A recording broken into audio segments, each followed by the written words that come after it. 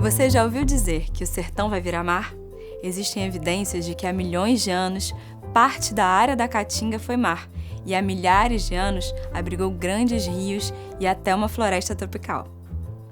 Hoje em dia é caracterizada pelos ciclos de seca e chuva ao longo do ano.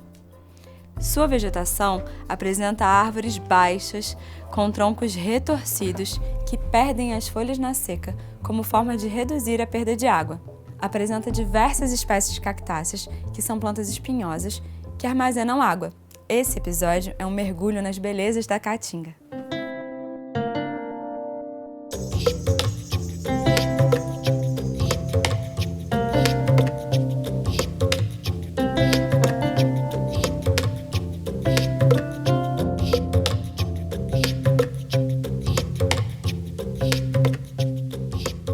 A primeira unidade de conservação da Caatinga foi o Parque Nacional da Serra da Capivara, criado em 1979, para proteger a principal concentração de pinturas rupestres das Américas e importantes sítios arqueológicos da ocupação pré-histórica do Brasil. Desde 1991, o parque entrou na lista dos Patrimônios Culturais da Humanidade da Unesco e foi tombado pelo Instituto do Patrimônio Histórico e Artístico Nacional, o IPHAN, em 1993. A pesquisadora Niede Guidon foi responsável pelos primeiros estudos científicos na região e apresenta uma nova teoria em relação à chegada dos seres humanos nas Américas. Vamos ouvi-la?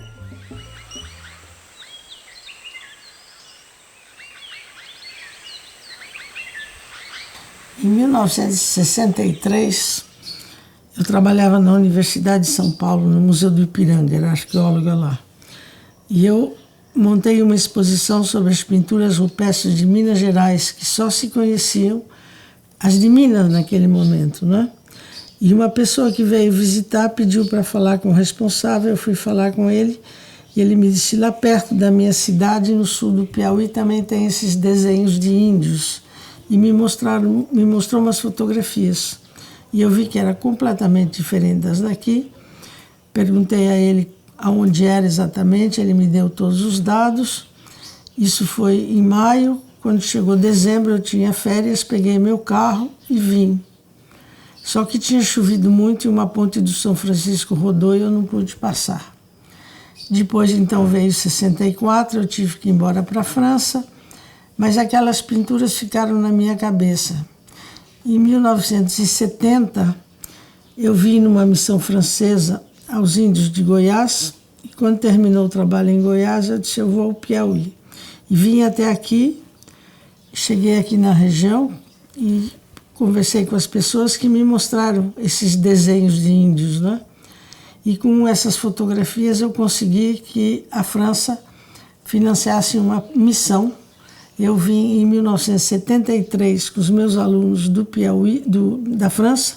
Eu vim aqui para o Piauí e ficamos aqui 2 meses. E nesses 2 meses nós já descobrimos mais de 100 sítios com pinturas. Fotografamos e, considerando a importância de todas essas pinturas que eu levei para a França, fiz um relatório para a École de Hautes Études, onde eu trabalhava, e o governo francês, considerando a importância dessas pinturas, criou a missão permanente do Piauí.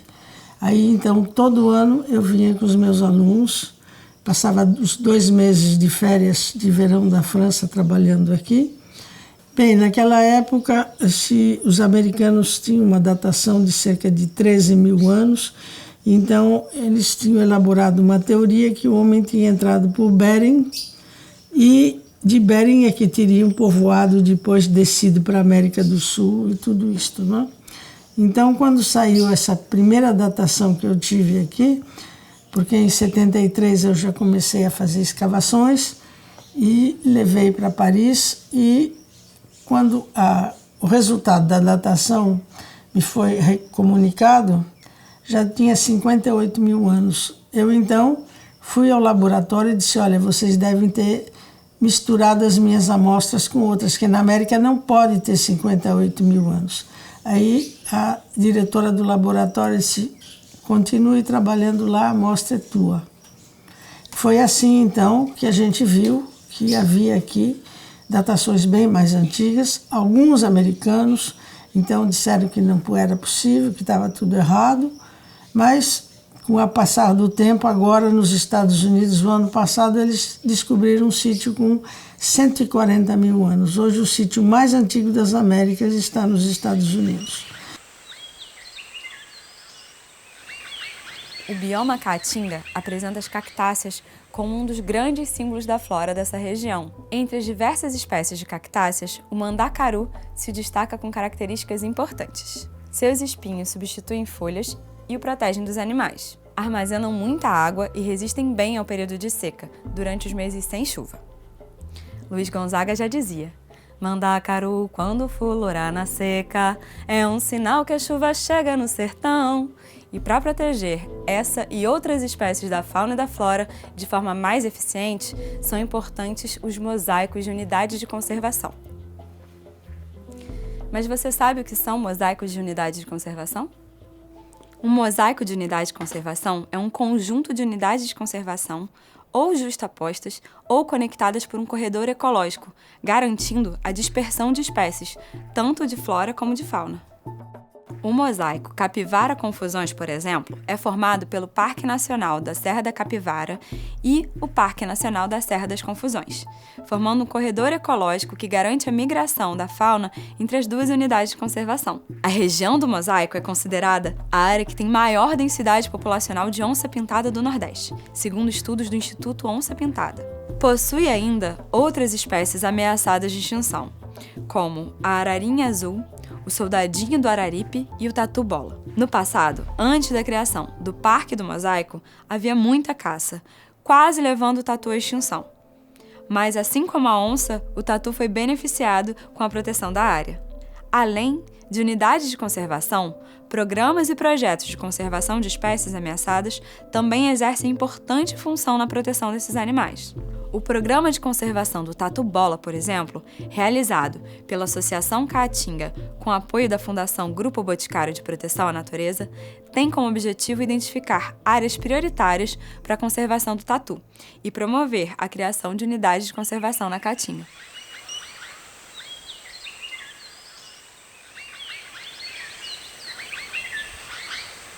Bom, o tatu-bola é uma espécie, sim, né? É o símbolo da Caatinga, né? E acho que, inclusive, eu sempre falo isso. A Associação Caatinga teve uma feliz história, né? De apontar o tatu-bola, né, como o mascote da nossa Copa do Mundo. É uma espécie muito frágil, né? E eu acho que isso é uma das coisas super importantes, né? Esse conceito, né? A Caatinga é um ambiente muito frágil, né, que as modificações, que são modificações muito intensas e frequentes, levam um impacto muito grande sobre a flora e a fauna. E o tatu-bola não é diferente. Hoje o tatu-bola é uma espécie ameaçada de extinção, porque ela é uma espécie facilmente caçada, né? E os esforços, sem dúvida nenhuma, são de preservação do lugar onde ele vive. Esse é o melhor esforço que a gente pode fazer para preservar não só o tatu-bola, mas como outras espécies. A redução do impacto da caça fez com que os animais voltassem a andar, restabelecessem o seu número populacional. Quando eu cheguei na Caatinga, lá, e não só na Serra da Capivara, naquela região toda, Serra das Confusões também, a gente não via um bicho. O que mostra que, na verdade, o esforço de preservação, de conservação de uma área como um todo, esse esforço que de fato faz a diferença, né? Então hoje a gente tem uma população bastante significativa de tatu-bola e de outros tatus também. E as onças gostam muito de comer tatu e a gente observa isso com muita frequência lá, né? Então essa importância, inclusive, de equilibrar essa cadeia alimentar de grandes predadores e de outros predadores, os tatus nessa região, eles têm uma importância muito grande. Essa relação que se dá entre a fauna, a flora, a paisagem e as pessoas na Caatinga precisa ser fortalecida e entendida a partir de uma visão complexa dos ecossistemas. O pensamento complexo propõe ver o mundo como um todo indissociável, através de um olhar crítico que abandona o reducionismo.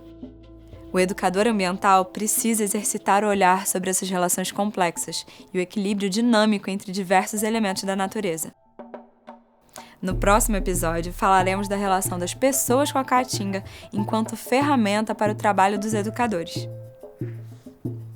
Até a mata!